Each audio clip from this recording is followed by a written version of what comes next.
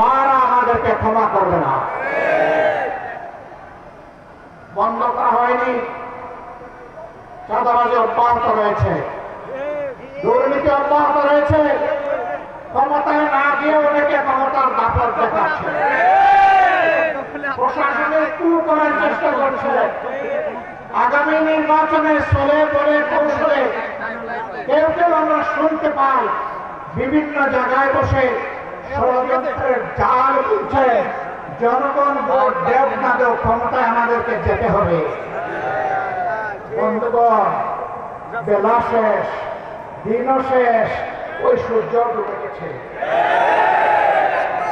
এ বাংলাদেশে এটা আর হবে না, আমরা হতে দেব না ইনশাআল্লাহ।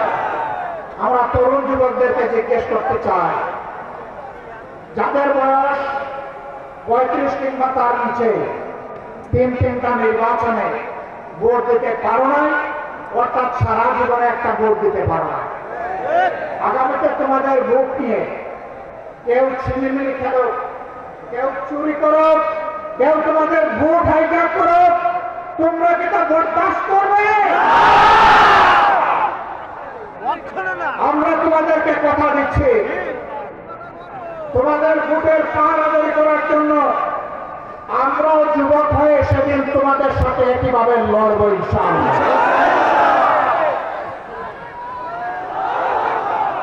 এখন থেকে আমরা সারা দেশে জনগণের ব্যাপক ভালোবাসা দেখতে পাচ্ছি। এই ভালোবাসা ঈর্ষান্বিত হয়ে মনের জ্বালায় অনেকে আমাদের ব্যানার, ফেস্টুন, প্লেকার্ড, আমাদের পোস্টারগুলো ছিঁড়ে খান করে ফেলছে।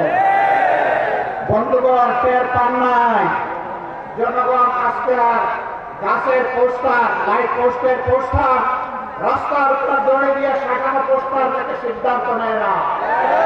আজকে তারা সিদ্ধান্ত নিয়ে ফেলেছে, যাদেরকে তারা ভালোবেসেছে তাদের বুকের ভিতরে তারা পোস্টার স্থায়ীভাবে স্থাপন করে। রাস্তার পোস্টার ছিঁড়তে পারবা।